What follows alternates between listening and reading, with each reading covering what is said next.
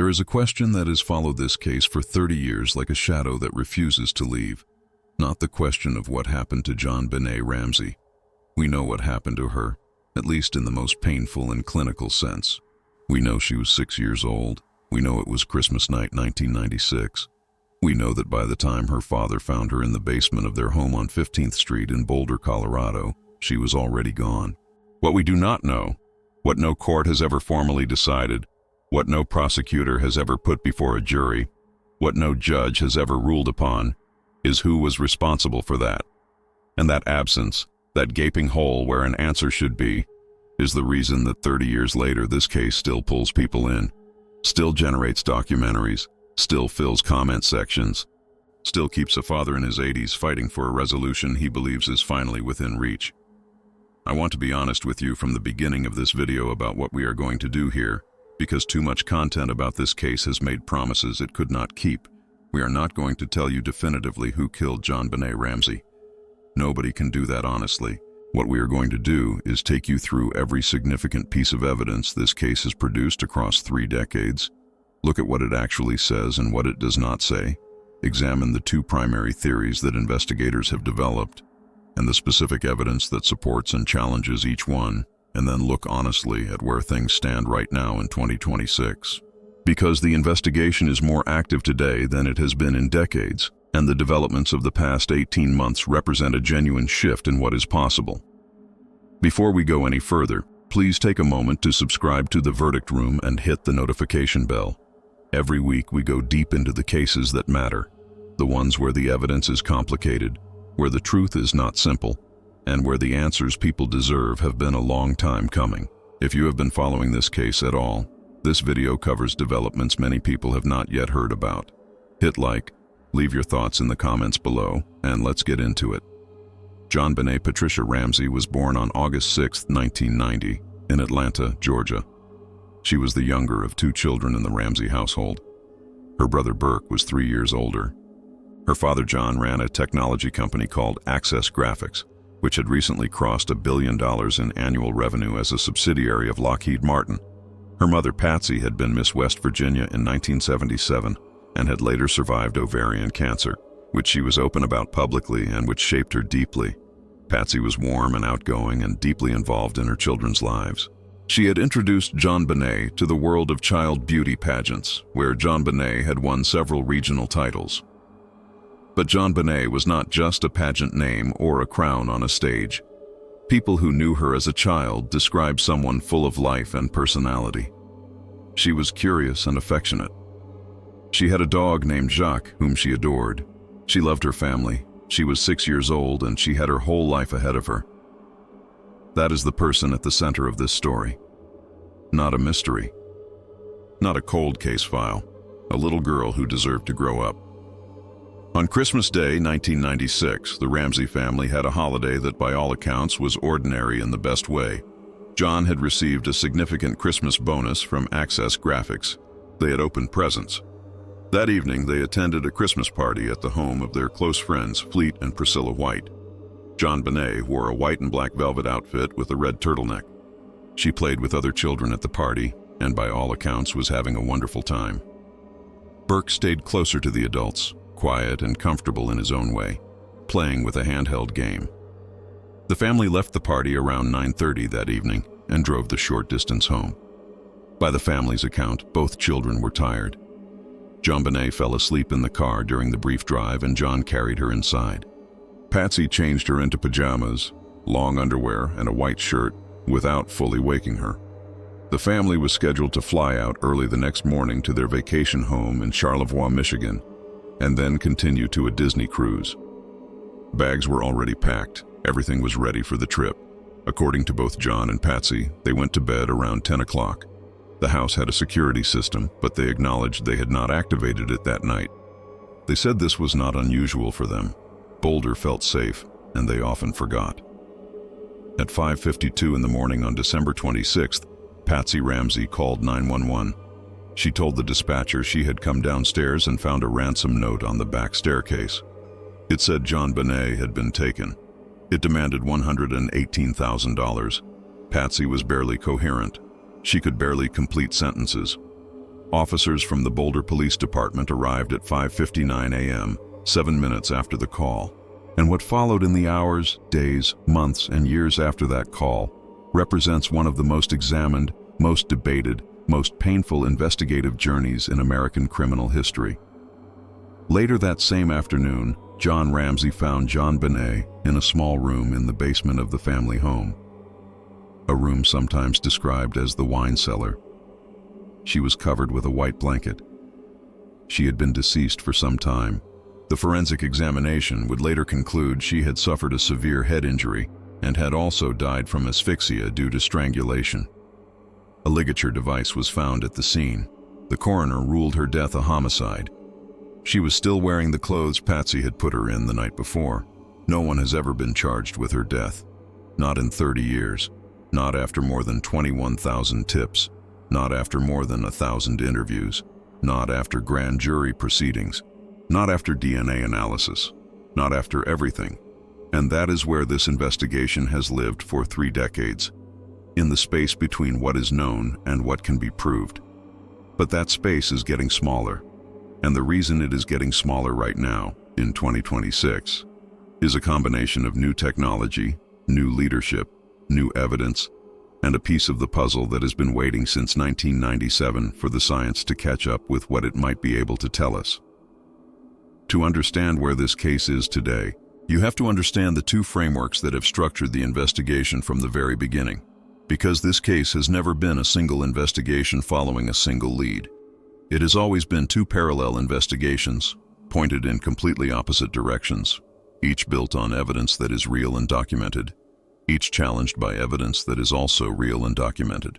Investigators, forensic professionals, prosecutors, and the general public have divided over this case for 30 years, not because one side is foolish and the other is brilliant, but because the evidence genuinely supports both readings. That is what makes this case uniquely difficult, and that is what makes it necessary to understand both sides honestly before you can make any sense of where things stand now. The first framework is what investigators call the family theory. This is the theory that what happened to JonBenét originated inside the Ramsey household. The Boulder Police Department held this theory from the very first hours of the investigation, and much of their early work was built around it. From a statistical standpoint, the starting point was not unreasonable. Retired FBI profiler Greg McCrary described the investigative reality clearly.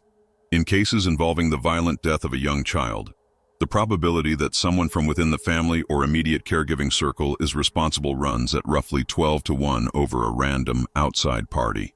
That is not an accusation. It is a starting point built from decades of documented case outcomes. The evidence that supported the family theory began with the ransom note. 3 pages of handwritten text, found on the back staircase, written on paper torn from a notepad that was kept in the Ramseys' kitchen, using a pen that was also from inside the house. A practice start, with the words Mr. and Mrs., was found on a separate page of the same notepad, suggesting that whoever wrote it had begun once, stopped, torn the page away, and started again. The pen was found placed back in its holder after the note was written. The FBI had communicated early in the investigation that in their experience, genuine ransom notes from actual abduction cases are not written at the scene. They are brief, direct, and prepared in advance. They do not involve drafts and revisions. They do not run to 3 pages.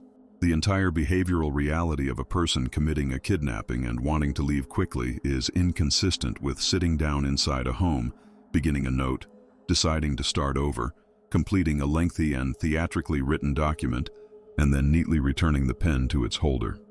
That behavioral observation became one of the most discussed aspects of the early investigation.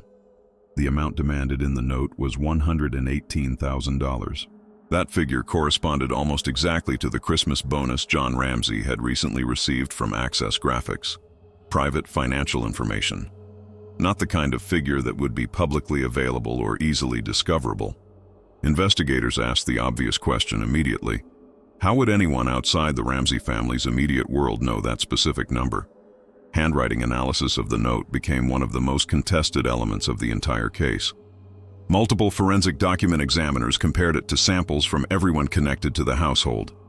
John Ramsey was definitively ruled out. Burke Ramsey was ruled out. Multiple other people with connections to the family were ruled out. Patsy Ramsey could not be ruled out by several of the examiners, though no examiner ever stated with certainty that she had written it. CBI analyst Chet Ubowski reportedly found that 24 of 26 letters in the ransom note matched characteristics of Patsy's handwriting. Private forensic document analyst Leonard Specken found individual letter formations in the note that appeared in Patsy's writing, but said the differences prevented him from identifying her as the author with any degree of certainty. Handwriting expert Sina Wong, who spent weeks analyzing the note and comparing it to more than 100 samples of Patsy's writing, said she found over 200 similarities and concluded it was highly probable that Patsy wrote it. Noted forensic scientist Dr. Henry Lee offered an observation that has stayed with this case. He said nobody in the investigative community believed the note represented a real kidnapping scenario. Not because the evidence proved who wrote it, but because everything about its construction pointed to someone who was inside the house, who had time to compose it carefully, and who was trying to create a narrative rather than communicate a genuine criminal demand. The pineapple evidence is another element that supporters of the family theory point to consistently. When the autopsy was conducted, the medical examiner found what appeared to be pineapple in JonBenét's digestive system, consumed not long before her death. In the kitchen, investigators found a bowl of fresh pineapple sitting on the table. The Ramseys said they had not given JonBenét pineapple that night and could not account for how it got there or when she ate it. Fingerprints belonging to Burke and Patsy were found on the bowl. The Ramseys maintained that Burke had been asleep in his room and was unaware of what was happening until they woke him later that morning. The pineapple evidence does not prove what happened. Patsy's fingerprints being on the bowl is entirely consistent with her having served fruit at some point in the normal course of household life, and time cannot be attributed to fingerprints. There is no way to determine from a fingerprint when it was deposited. But the combination of pineapple in JonBenét's stomach, a bowl of pineapple in the kitchen, and fingerprints on the bowl belonging to family members who said they had not given her any that night has been a piece of the puzzle that investigators in both camps have had to account for. The family's behavior in the immediate aftermath of the discovery is something that prosecutors and investigators who supported the family theory pointed to repeatedly. Within hours of JonBenét being found, the Ramseys had assembled a team of legal representation. By evening, they were surrounded by attorneys. From that point forward, every interaction with investigators was managed and controlled by their legal team. They did not submit to formal separate police interviews until late April of 1997, more than 4 months after JonBenét was found. When those interviews finally happened, conditions were imposed. Attorneys present and actively participating, certain subjects restricted, limited duration. Transcripts show attorneys intervening more than 100 times during each session. Supporters of the family theory argue this behavior is inconsistent with innocent parents, desperate to find their child's killer. Supporters of the Ramseys argue it is entirely consistent with a family that had watched the investigation focus on them from day one, and that made rational legal decisions in response to a situation where they were clearly considered suspects. Both readings of that behavior are possible. Which one is correct depends on facts that a jury has never been asked to weigh. In 1999, the Boulder grand jury voted to indict both John and Patsy Ramsey on charges of child abuse resulting in death and accessory to a crime after the fact. But then District Attorney Alex Hunter declined to sign the indictments. His reasoning was that the evidence, while potentially sufficient to secure an indictment, did not meet the beyond reasonable doubt standard required for a trial conviction. No charges were ever filed. The grand jury's decision was sealed for more than a decade and only became public through legal proceedings in 2013. The fact that a grand jury found sufficient probable cause to indict is something supporters of the family theory point to. The fact that the DA declined to proceed because the evidence was insufficient to convict is something supporters of the intruder theory point to. Both facts are real. Both matter. Now let's look at the second framework, the intruder theory. And let's look at it with the same honest examination, because the evidence that supports it is significant, documented, and taken seriously by people whose professional credentials are beyond question. The most important piece of evidence in the entire case for the intruder theory is the DNA. And to understand why it matters so much, you have to understand what it actually showed. Within 2 weeks of JonBenét being found, 14 days, the Colorado Bureau of Investigation had produced a laboratory report showing that genetic material from an unknown male had been found on items of JonBenét's clothing. That profile did not match John Ramsey. It did not match Patsy Ramsey. It did not match Burke Ramsey. It did not match any family friend who had provided a sample for comparison. It did not match anyone in any law enforcement database. The unknown male had never been convicted of a crime that required sample collection. His identity was, and remains, completely unknown. Former Deputy District Attorney Trip DeMuth later acknowledged publicly that within 2 weeks of JonBenét being found, the DNA results had already provided what he described as a strong suggestion that the Ramseys were not responsible. A strong suggestion. Within 14 days of the discovery. The fact that this information was not shared with the District Attorney's office for 7 months, 7 months during which the investigation continued focusing on the family, became one of the most criticized aspects of the early investigation. Then, in 2003, investigators applied a newer technique called touch DNA to the waistband of the long underwear JonBenét had been wearing. Touch DNA can identify genetic material left behind simply through physical contact, skin cells deposited by someone who handles or touches an item. The waistband yielded male DNA, and it matched the DNA found on the underwear. The same unknown male profile, appearing in 2 separate locations on 2 separate items of clothing that JonBenét was wearing when she was found. The same individual had been in physical contact with both garments. The significance of that finding for the intruder theory is substantial. The explanation that some investigators had offered for the original DNA, that it might have been deposited during the manufacturing process of JonBenét's clothing by a factory worker, could not plausibly account for the same unknown profile appearing on 2 separate items in 2 separate locations. The probability of innocent manufacturing transfer, producing that consistent result across 2 different garments, was, in Trip DeMuth's assessment, not something that could reasonably be maintained as an explanation once the 2003 findings were established. In 2008, then Boulder District Attorney Mary Lacey took what she described as a carefully considered step. She sent a formal letter to John Ramsey officially exonerating the entire Ramsey family. The letter stated that the match of the unknown male DNA on 2 separate items of clothing worn by JonBenét at the time of her death made it clear that an unknown male had handled those items and that there was no innocent explanation for its presence at 2 locations on 2 different items.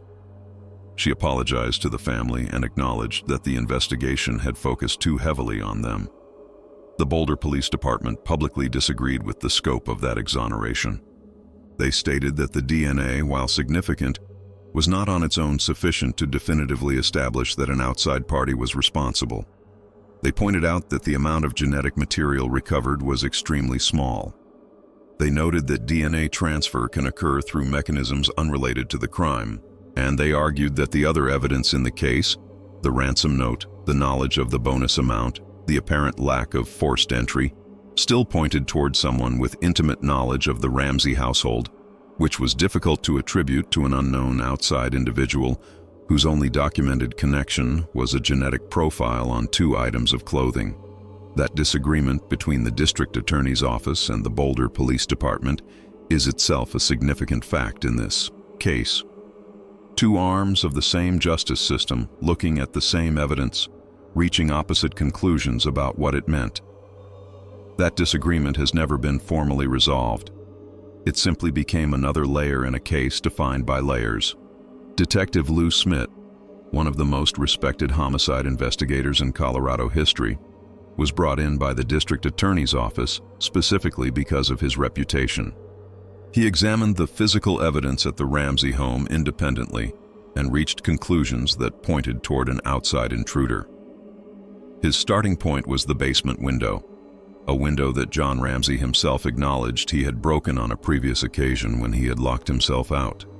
The window had not been properly repaired and represented a known point of vulnerability in the home's security. Smith conducted experiments demonstrating that an adult male could physically fit through that window. He found what he interpreted as marks consistent with someone having used a suitcase positioned beneath the window as a step. Inside that suitcase, investigators found fibers that appeared consistent with material JonBenét had been wearing. Critics of the intruder theory raised objections to the window entry scenario.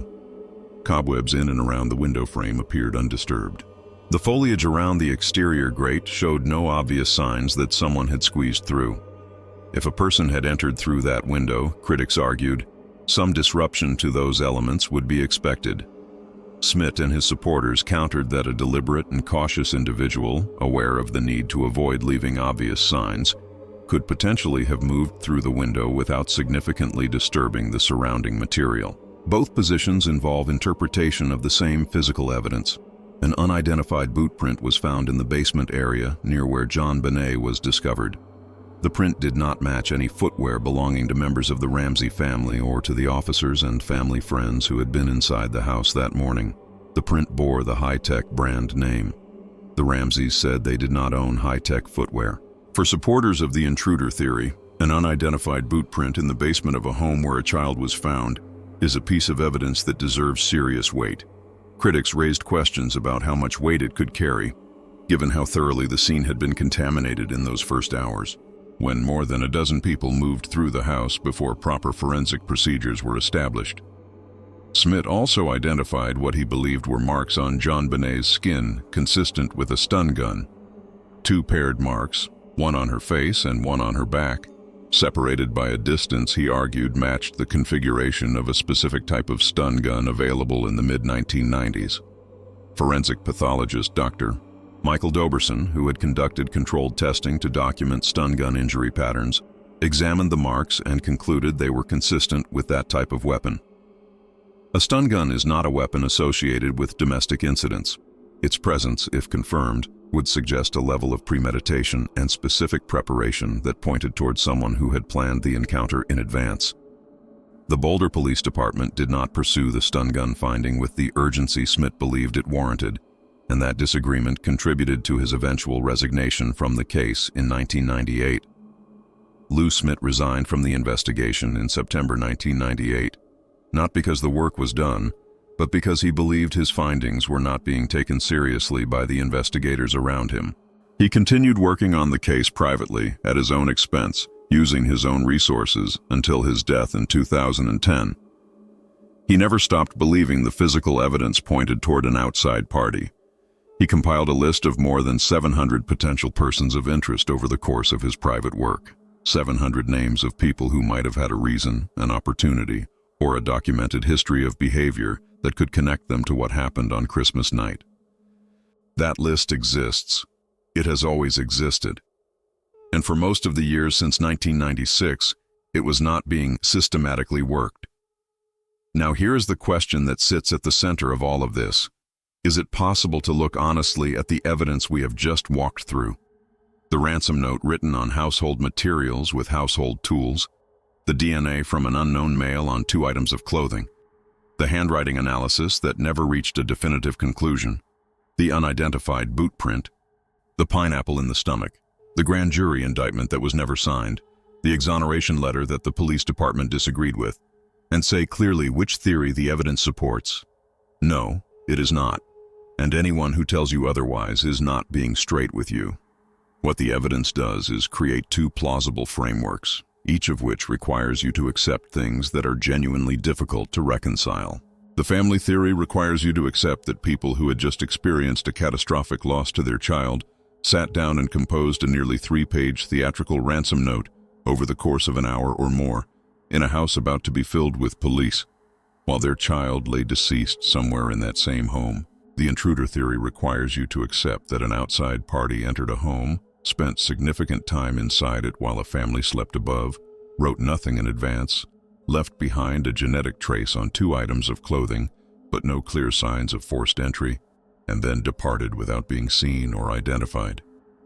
Neither of these scenarios is easy to accept, and the evidence for each is real enough that serious professional investigators have spent careers defending positions on both sides. Over the years, investigators and the public have also considered a wide range of specific outside suspects. The first and most infamous was John Mark Carr, who in 2006 attracted international attention when he confessed to killing JonBenét while living in Thailand. He told investigators he had been with her when she died. He claimed he had drugged her and that her death had been accidental. The case seemed to break open. He was flown back to the United States, and then the DNA testing came back. Carr's DNA did not match the profile found on JonBenét's clothing. No drugs were found in JonBenét's system. Investigators could not confirm he had even been in Boulder at the time of the murder. He was released without charges. His confession was, as far as the evidence was concerned, false. Whether it was delusion, a manufactured fantasy, or something else entirely, was never fully established. But it served as a painful reminder of how high-profile cases can generate false confessions from unstable individuals seeking attention, and how much damage those confessions can do to the real investigation while they consume resources and focus. Other suspects have come and gone across the decades. Bill McReynolds, a neighbor who had played Santa Claus at the Ramsey Christmas party, was investigated. His wife had written a play years earlier involving themes that some investigators found troubling in the context of this case. He was eventually cleared. Chris Wolf, a local journalist whose then-girlfriend reported him as a suspect, was investigated. He was eventually cleared through the DNA evidence. Family housekeeper Linda Hoffman Pugh was investigated. She was cleared. Michael Helgoth, a man who had discussed the case in suspicious terms before dying in an apparent suicide, was investigated and cleared posthumously through DNA testing. Lou Smith's list of 700 potential persons of interest represents the broadest systematic effort ever made to identify who might have been responsible if the crime was committed by an outside party. Smith theorized in the years he spent on the case that the perpetrator may have known about JonBenét through her public appearances in the pageant world, that someone who had seen her perform at a competition or had encountered photographs or footage of her may have developed a fixation and eventually acted on it. He also noted that the Ramsey home had been part of a local Christmas home tour in the period before the events of that night, which would have given members of the public the opportunity to walk through the house, observe its layout, identify the basement window, and accumulate the kind of specific knowledge of the property that a concealment plan would require. None of those suspects on Smith's list has ever been publicly named as the person the current investigation is focused on. What is known is that the genetic genealogy approach, if properly applied to the unknown male profile, would not start from scratch. It would start from every elimination that has already been done: the family, the friends, the false confessor, the cleared suspects, and work from what remains. The unknown male, whose profile has been in evidence since 1997, is, as far as the documented investigation is concerned, still unknown. But the tools that could change that have never been more powerful than they are right now. What is clear, and what is not in dispute, is that 30 years of this level of sustained uncertainty represent a profound failure of the system. Not necessarily a failure of any individual within the system, though mistakes were made, and they were documented and significant, but a systemic failure. A failure to secure the scene properly in those first hours. A failure to share critical DNA findings with prosecutors for 7 months. A failure to pursue alternative theories with the same energy applied to the primary one. And a failure of technology, which for most of those 30 years simply was not capable of doing what it needed to do. That last failure is the one that may finally be addressed, because the technology that exists today is genuinely different from what existed even 5 years ago. And that difference is at the center of everything that is happening in this investigation right now. In December 2025, Boulder Police Chief Stephen Redfern released a public video statement on the case. He confirmed that the department had conducted new interviews over the past year, had re-interviewed individuals based on tips received, had collected new evidence, and had tested and retested other pieces of evidence using evolving DNA technology. He said the investigation remains a top priority. He said techniques and technology constantly evolve, and that this is especially true with technology related to DNA testing. He urged anyone with knowledge of the crime to come forward. That statement, measured and careful as public statements from law enforcement always are, represented something meaningfully different from the years of near silence that had characterized the department's public posture on this case. Under Chief Redfern, whose leadership John Ramsey himself has described as a genuine shift from the dynamics of the previous quarter century, the investigation appears to have entered a phase of active engagement that it has not seen since the first months after the crime. What Redfern's statement did not include, and what remains unknown publicly, is the specific nature of what the new testing has found. John Ramsey addressed this in a recent interview, and what he said captures the frustration of a man who has spent 3 decades fighting for information. He said the chief had told him last fall that additional items were going to be sent out for testing. He said he has not received any updates on what those tests found. He said, "They won't tell us what the results were, if any, of the latest testing done by somebody." That's a concern. And it's not using the latest technology. That last phrase is where John Ramsey has been most focused for the past year and a half, because there is a technology that exists right now that, in his assessment and in the assessment of multiple forensic experts, represents the best realistic chance this case has ever had of producing a result. That technology is investigative genetic genealogy. Most people became aware of genetic genealogy as an investigative tool in 2018, when it was used to identify Joseph James DeAngelo as the Golden State Killer. DeAngelo had been committing crimes across California for years. His DNA had been collected from crime scenes. He had never been entered into any law enforcement database. Conventional database searching had produced nothing for 4 decades. What broke the case was the realization that consumer genealogy databases, the kind that millions of ordinary people had contributed to while searching for their family history and ancestry, contained a resource that law enforcement had never fully utilized. Those ordinary contributors were not perpetrators. They had not done anything wrong. But some of them were distant relatives of Joseph James DeAngelo. And from those distant relatives, forensic genealogists built family trees, traced lineages back through generations, identified potential candidates, investigated their backgrounds and whereabouts, and ultimately narrowed to DeAngelo specifically. C.C. Moore, the chief genetic genealogist at Parabon Nanolabs and one of the foremost practitioners of this technique, explained the process in terms that make it concrete. Using the genetic contributions of second, third, fourth, even fifth cousins, people who share ancestors with a target individual, forensic genealogists can reverse engineer the identity of someone whose own profile has never appeared in any criminal database. The process requires building complete family trees from partial information, evaluating each potential candidate's age, location, and history, and ultimately obtaining direct DNA confirmation of the most viable individuals. The same approach that identified the Golden State Killer has since been applied to dozens of other cold cases. Murders unsolved for 30, 40, 50 years have been resolved through genetic genealogy work that found a distant relative in a consumer database and followed that connection to a specific living person. John Ramsey has been pushing for this technology to be applied to JonBenét's case for the better part of 2 years. He told Fox News Digital he is absolutely convinced it is the gold standard today. He said leaders at advanced private laboratories had informed him that investigative genetic genealogy requires only a minuscule sample to yield results, and that the unknown male profile from JonBenét's clothing may be sufficient. He has offered to help raise funding for the testing if budget constraints are an issue. He attended CrimeCon 2025 in Denver in September, where the family's longtime attorney Hal Haddon made a specific point about the ligature device used in JonBenét's death. Haddon said he had pressed hard for DNA analysis of the knots in the ligature specifically, because the knots were described by forensic experts as sophisticated enough that they likely could not have been tied while wearing gloves.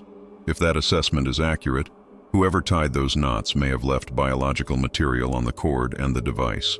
That evidence may have been sitting in a storage facility for 29 years, never analyzed.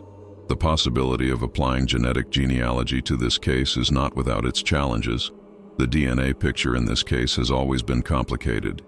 Unlike some cold cases where a single clean profile was recovered from a scene, the genetic evidence here has layers. The original sample was very small. In 2016, newer analytical techniques identified genetic markers suggesting contributions from more than one individual in the original material. Mixed profiles complicate genealogy searches because the technique works best with a single, identifiable genetic signature. When multiple contributors are present, the work of isolating a single profile becomes significantly more technically demanding. However, those technical challenges have been getting smaller each year as the methods themselves advance. Y chromosome STR analysis can isolate the male contribution from a mixed sample. Mitochondrial sequencing offers additional pathways for extracting usable information from degraded or minimal samples. The private laboratories that specialize in this work operate at a level of capability that standard state crime labs typically cannot match, which is precisely why John Ramsey has been so insistent that the samples need to go to one of those specialized outside facilities rather than remaining within the standard laboratory infrastructure that Colorado currently uses. There is also a new complication that entered the picture in the most recent weeks. A former forensic analyst at the Colorado Bureau of Investigation, named Yvonne "Missy" Woods, pleaded guilty to 4 felony charges, including cybercrime, perjury, forgery, and attempting to influence a public servant. She had worked at the CBI for nearly 3 decades. Prosecutors found she had omitted facts, tampered with DNA results, and violated laboratory policies in more than 1,000 cases dating back to 2008. She was employed by the CBI during the investigation into JonBenét's death. When that news broke, John Ramsey and his family immediately looked into whether it affected their case. John told reporters his family was initially concerned, but that he learned the primary DNA evidence from JonBenét's case had been sent to an outside laboratory, not to the CBI. The core evidence, the genetic material that formed the basis of the 2008 exoneration, appears to have been handled outside of the institution that has now been shown to have a serious internal integrity problem. But John also raised a point that deserves attention. He noted that a number of items from the crime scene were sent in for testing, and a number were returned untested. He said, "We always kind of wondered why. Items that should have been sampled were not. Whether those untested items passed through the CBI's hands at any point is something that remains unclear." John has said the family may petition to have all remaining evidence sent to an entirely different institution for analysis. He said they have been very insistent on using one of the outside cutting-edge labs, and he said he is convinced they can get an answer. That conviction, the belief of a father now in his 80s that the answer is still findable, is not just a personal sentiment. It is grounded in the documented success of genetic genealogy in cases older and colder than this one. It is grounded in the fact that previously untested items from the original crime scene have now been submitted to advanced forensic analysis, with results of comparison testing that were expected around March 2026. It is grounded in the fact that more than 30 people who were known to have been inside the Ramsey home during the Christmas week period of 1996 have been contacted and interviewed or re-interviewed over the past year. Many of them children at the time who are now adults in their 30s and 40s, with adult perspectives on memories that may read very differently through the lens of 30 years of distance and maturity. And it is grounded in the fact that the Boulder Police Department, under Chief Redfern, has created a dedicated online tip portal where people can submit photographs, audio, or video anonymously, and received more than 200 electronic tips within the first 48 hours of that portal's launch, a volume that surpassed the entire previous calendar year combined. Something is moving in this investigation. Whether it moves all the way to resolution, to a charge, a trial, a verdict, is a question that no one can honestly answer yet. District Attorney Michael Dougherty, whose office would prosecute any case that emerges from this investigation, has been careful and clear in his public statements. He has said his office has successfully prosecuted cold case homicides before, and that the age of a case is not a barrier to justice. But he has also said that DNA evidence alone, however significant, is not sufficient to bring charges that will survive a trial. More is needed, and the challenge of building a prosecution nearly 30 years after the crime, with a scene that was compromised in its first hours and witnesses whose memories have been shaped by 3 decades of media coverage, is genuinely extraordinary. Prosecutors know they will have one opportunity. If charges are brought and a trial results in an acquittal, double jeopardy prevents any subsequent prosecution of the same individual. The case would be permanently closed without justice.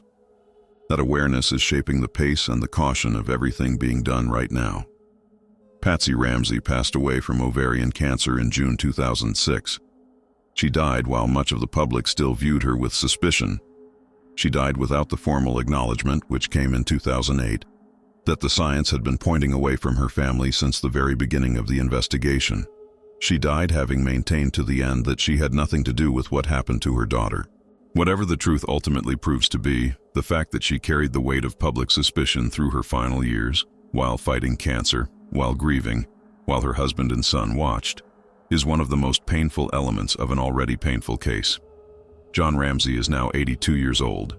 He has spent nearly 3 decades meeting with investigators, pushing for new technology, attending CrimeCon to speak about the evidence, meeting with the Boulder police chief multiple times, calling for outside laboratory involvement, and most recently, even calling on President Donald Trump to intervene and bring pressure on the investigation. He told the Daily Mail he estimates a 70% chance that current testing will produce a breakthrough. That is not the statement of someone who has given up. It is the statement of someone who has looked at the technology that now exists and concluded, perhaps for the first time in 30 years, that the answer is within scientific reach if the right decisions are made by the right people in the next few months. Burke Ramsey was 9 years old when his sister was found. He grew up under the shadow of public theories that the formal investigative record never supported. He pursued legal action against a television program that presented unproven theories about his involvement as though they were established conclusions, and the case settled in 2019. His attorneys have confirmed he is willing to cooperate with the current investigation in whatever way is needed, including providing additional DNA samples. He was formally excluded as a contributor to the DNA evidence found on JonBenét's clothing in 2008, and nothing in the years since has changed that finding. So here is where we are, honestly and completely, in 2026. The unknown male DNA profile found on 2 items of JonBenét's clothing has been in law enforcement databases since 1997 and has never matched anyone. The ransom note written on household materials with a household pen has never been definitively attributed to anyone. The handwriting analysis never reached a conclusion that could be taken to a jury. The grand jury that voted to indict in 1999 was overridden by a DA who concluded the evidence was insufficient to convict. The exoneration of the Ramsey family in 2008 was disputed by the police department that was supposed to be investigating the same case. The ligature device that someone constructed and used, an item that required physical handling and the tying of complex knots, may never have been properly tested for DNA. And a state crime lab analyst has just pleaded guilty to manipulating forensic evidence in more than 1,000 cases during the same period this investigation was being conducted. What is also true is that previously untested items from the original crime scene are now being subjected to the most advanced forensic analysis they have ever received. That new interviews have been conducted with witnesses who are finally old enough to provide adult perspectives on what they saw and heard. That a tip portal has generated more public engagement than anything in the previous year combined. And that investigative genetic genealogy, the technology that broke the Golden State Killer case and dozens of others, has not yet been fully applied to the unknown male profile in this case, but the pressure on investigators to do so is greater than it has ever been. JonBenét Ramsey was 6 years old. She loved to perform, she loved her dog, she loved her family. She had her whole life ahead of her, and it was taken on a winter night that nobody has fully explained in 30 years. She deserved better from the investigation that followed. She deserved a case built correctly from the first hour. She deserved the truth, whatever it turns out to be, and she may be closer to getting it now than at any point since December 26, 1996. What do you think? After looking at the evidence on both sides, where do you come down? Do you believe the DNA points clearly to an outside party? Do you think the ransom note tells a different story? Drop your thoughts in the comments below. This case generates genuine, thoughtful discussion, and we want to hear where you stand. If this video added to your understanding of a case you have been following, please share it and subscribe to The Verdict Room. We cover cases like this one every week, the ones where the evidence is complicated, where the truth is not simple, and where the people who deserve justice have been waiting far too long. This is The Verdict Room. Evidence speaks. And in JonBenét's case, it is finally starting to be heard.